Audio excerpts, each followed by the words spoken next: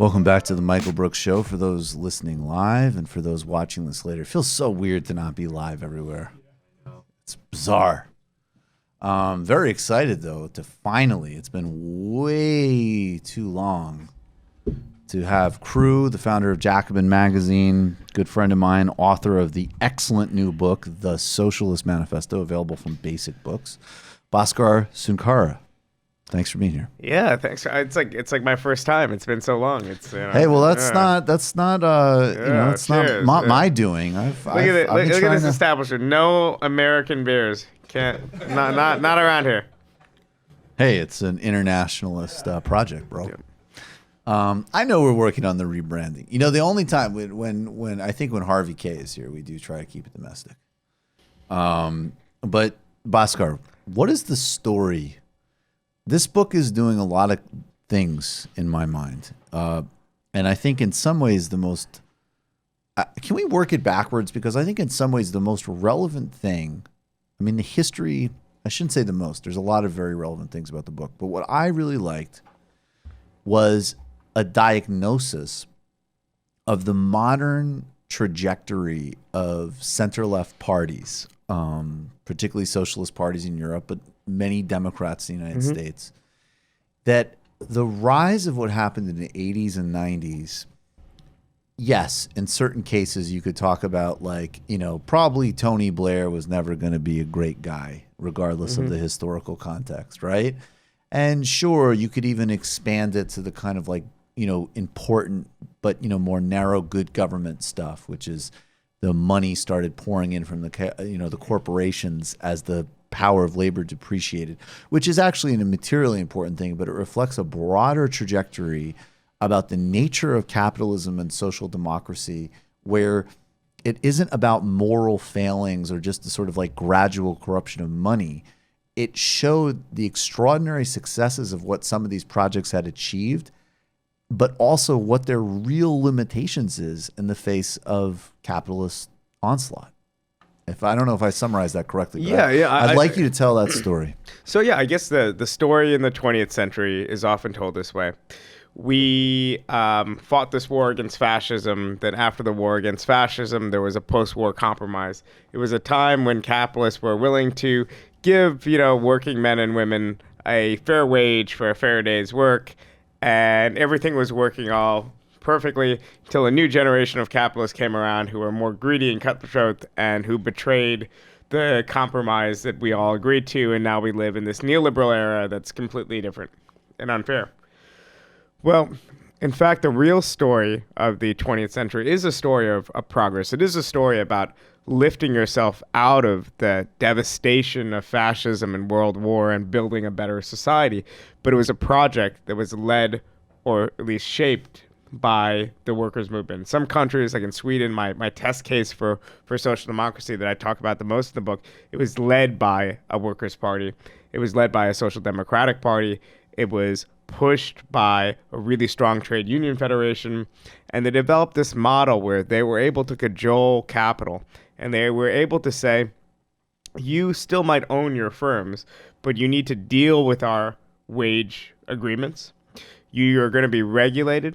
You're going to have to cede so much cash, and we're going to use this cash to build, institutions for childcare and education and housing. So a lot of these core necessities of life were decommodified. They were taken out of the market and enjoyed as social rights. But something happened that Leninists and others didn't anticipate happening. The welfare state didn't buy off workers. It didn't make them more complacent. It made them demand greater and greater things. So if you're a worker in the United States and you have a shitty dead-end job and you have employer-sponsored health insurance, you're probably not going to cause trouble at work because you really need that job. Now, if you're a worker in a country with universal health care, you have that one less barrier to causing trouble. If you're working in a country with full employment, you have that one less barrier than if you're working in a country with 20% unemployment, to actually go on strike, to pursue collective action, and so on. So workers by 1967 in Sweden start striking for just for issues of industrial democracy, not just issues of wages and conditions and things like that.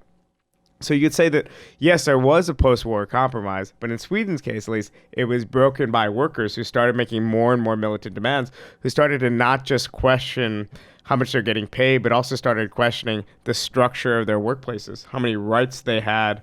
Why is it that we cede so much power to this handful of elite bosses, whereas we, the workers' movement, with our massive trade union federation, our affiliated party, have literally been running society. Why would we cede this power? Right. So I think then capitalists say, well, we're just going to withhold investment. We're going to cause some trouble because, one, your wage demands are getting too militant, so you're squeezing into our profits. Two, you're making these demands, it's diminishing our ability to manage and discipline labor.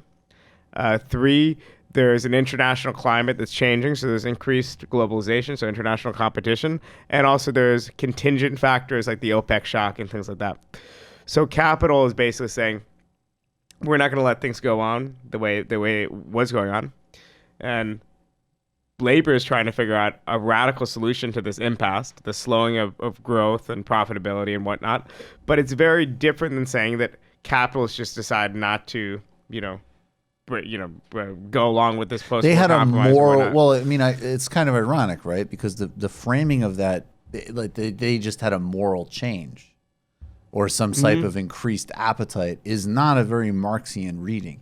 Exactly. And also Right. the idea that all of a sudden these center-left leaders that were so great in the 30s and 40s and 50s and 60s all of a sudden become cowards. It doesn't make sense. Like, my most controversial take on the British the British Labour Party in those circles is that I think that Gordon Brown, if he was born 30 years earlier, would have been the most radical leader in Labour Party history.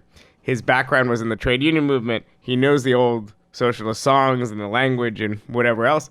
It was just an era. He wrote a book. He was part of a book when he was in his 20s called The Red Paper on Scotland, which I think it called for Scottish independence or devolution and like radical socialism in Scotland. Yeah, he came from this labor background. Right. But what happened was, you have this crisis, and there's left-wing solutions to this crisis, potential solutions. I guess we'll talk about like the minor plan and things like that. Right. And then there's the people in the center who are basically like, there's no problem. We can continue business as usual. And I think those people were wrong. Then there's people on the right that said, well, we're going to solve this crisis by retreating a little bit. So today, our narratives of retrenchment of the welfare state, so the rollback of the welfare state, is often a bit overstated. You still have about 60, 70% of the welfare state, more in some places. You just are no longer expanding it. You're slowly chipping it away. Right. And the logic, though, of this right wing of social democracy was, we are going to deregulate. We are going to allow capital to restore its profitability. And when capital restores its profitability, we're going to tax it and maintain as much of the welfare state as possible. And frankly, that's Gordon Brown's logic. That's Lula's logic to some degree. Except he was creating something not... Yeah, I think Lula still... I mean, the pink tide, to me, in general, the only difference is that they had first of all, in the periphery, so they're dealing with way more outside interference to begin with, but they basically in a compressed time zone did a mini version of European social democratic history in several years, and now we see the reversal mainly due to the outside, which has always been sort of the dynamic, right? Of like plenty of leaders, like Castro was not the norm, more like Michael Manley was the norm of people in those contexts basically wanted to generate social democracies and that not being acceptable. But before we get there, I mean, can you? Even Tony Blair, in fact, that is actually what his government did, particularly in even his first two terms, even his right wing. I think a guy you genuinely can say did migrate to becoming an actual right wing politician. Did in fact follow that formula. Yeah, Blair's deregulate and redistribute. He did. Yeah, but it was more a right-wing radical drift on the economic front. Right. It's like the British Labour Party had this gambit where as part of their grow-give, like social democracy, the part of the economy they thought they could stimulate and grow from was financialized sectors. Right. So it's almost like, I guess in a microcosm, those of you in New York might think of de Blasio this way too, where de Blasio is cutting deals with developers. He's in the pocket of finance and real estate, whatever else the insurance industry is here.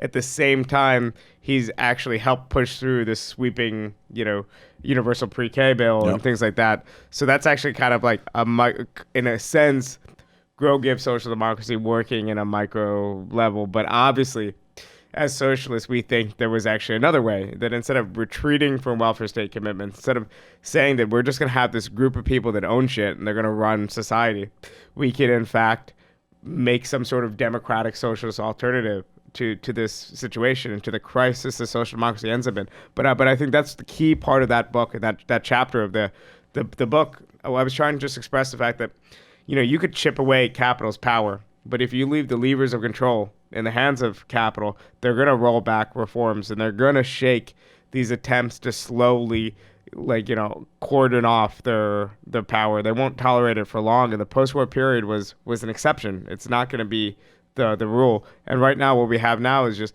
capitalism getting its groove back, capitalism kind of just the regular routine of things. It's not this exceptional, bizarre, neoliberal, precarious period. No, this is just capitalism.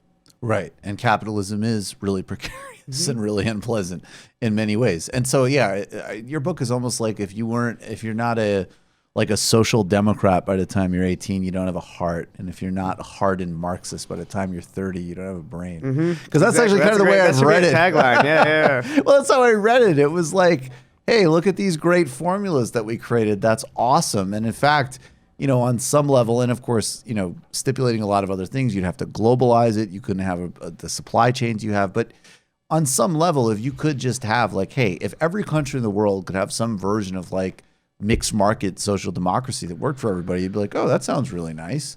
But it's like, oh, it doesn't seem like it works like that. So that's why you actually do need, just on a strategic level, these broader interventions.